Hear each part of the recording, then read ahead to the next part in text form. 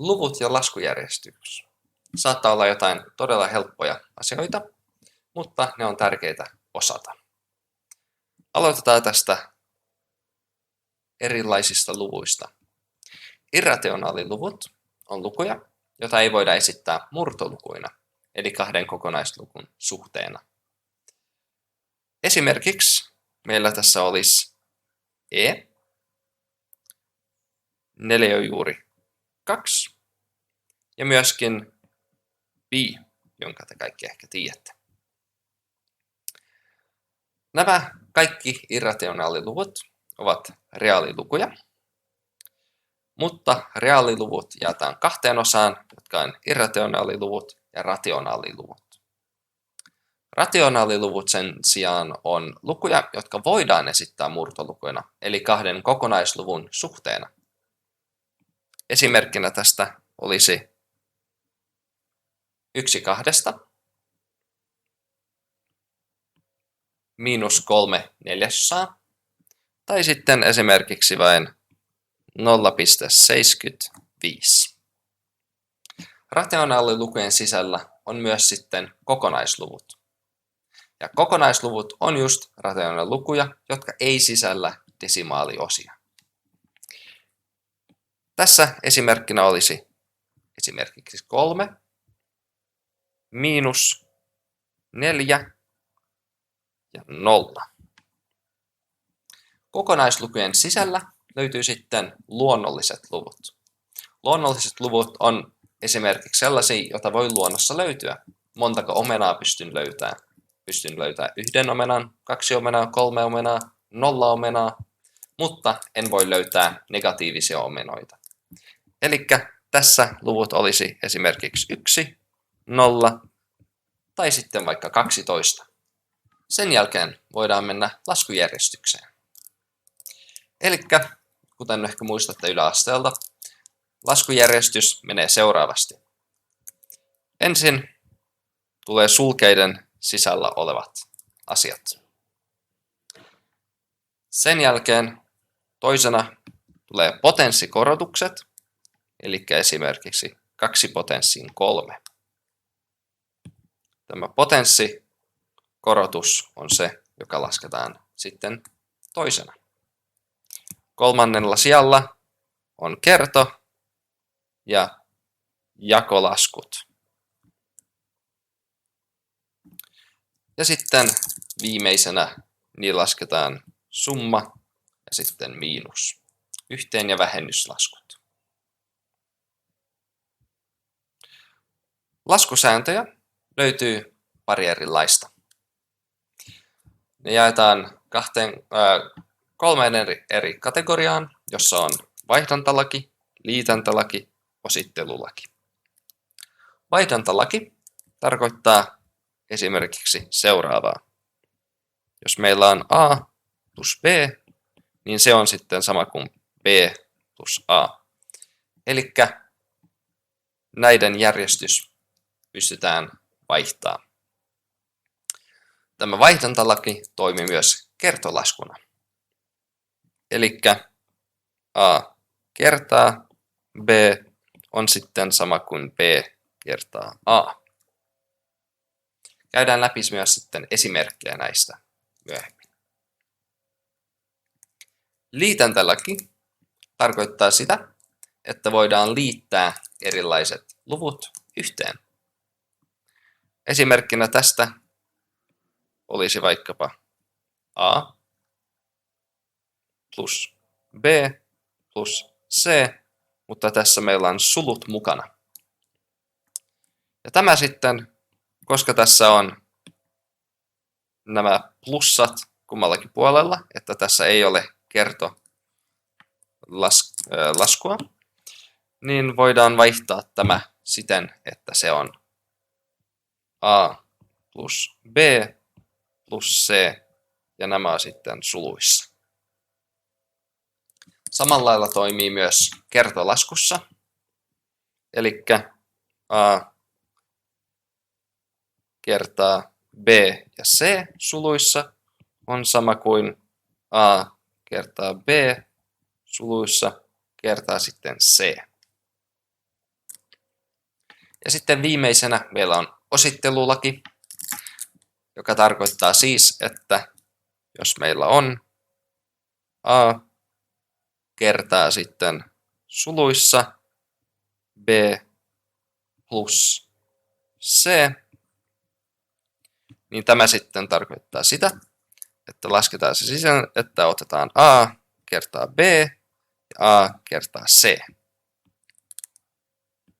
Eli siitä tulee sitten a, b plus a, c. Nämä muistisäännöt on tärkeitä pitää mielessä, koska näitä tulee käyttää hyvin paljon. Seuraavaksi meillä on erilaiset harjoitukset. Eli otetaan esimerkkinä seuraavanlainen. 0,3 kertaa 13 kertaa 10. Miten laskisit tämän näin? Mieti hetki itse, niin käydään sitten läpi yhdessä.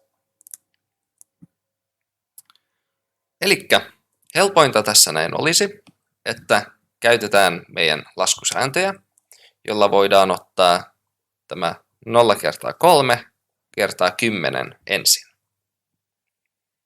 Miksi me tehdään näin?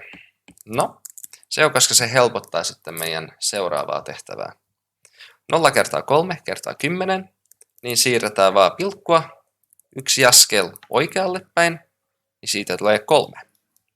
Ja sitten otetaan mukaan toi kertaa 13. Ja kuten huomaatte, niin 3 kertaa 13 on hyvin paljon helpompaa laskea kuin 0,3 kertaa 13. Ja tämähän on sitten 3 kertaa 10 on 30, ja sitten 3 kertaa 3 on 9, niin 39.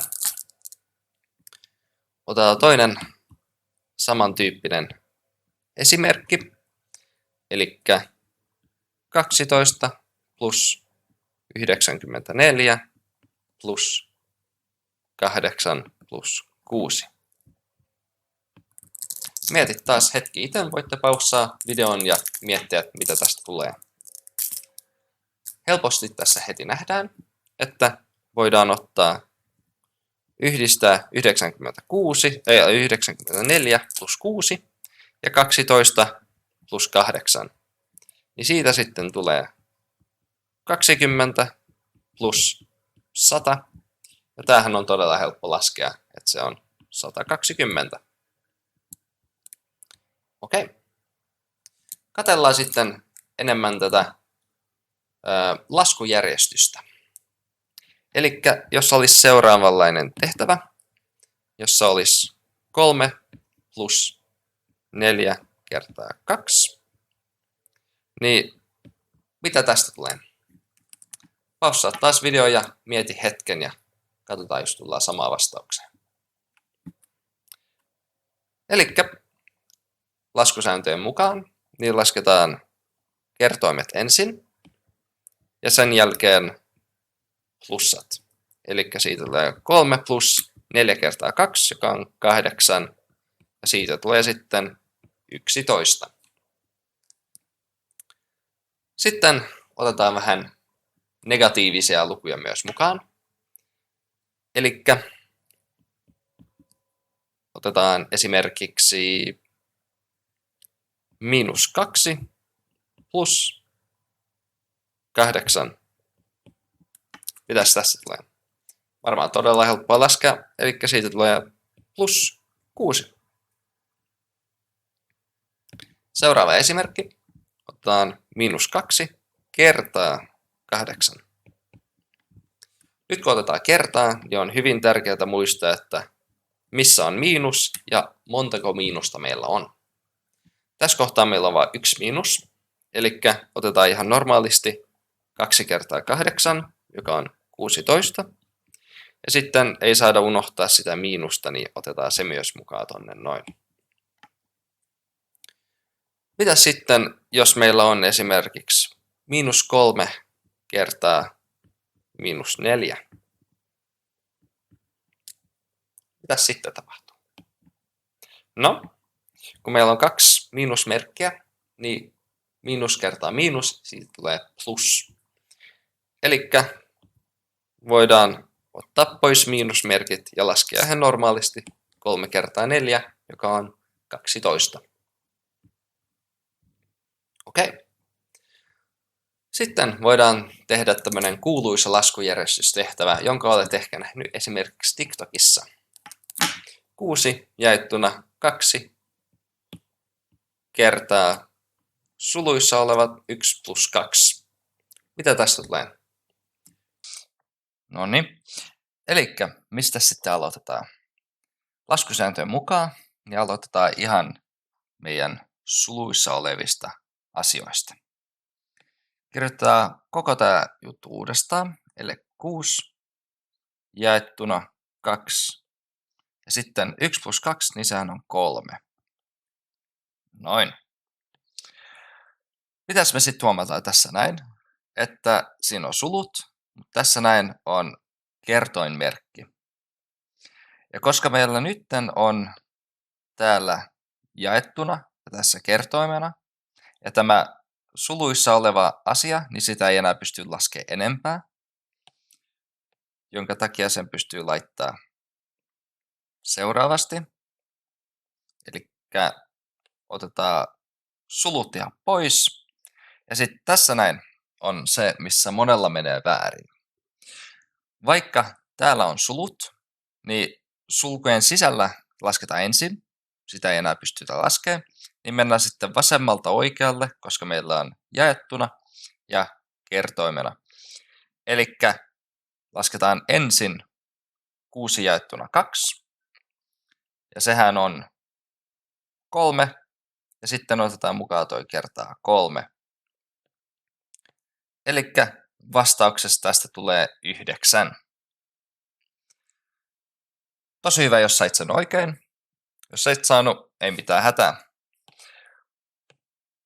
Saatoit ehkä saada numero 1 vastaukseksi.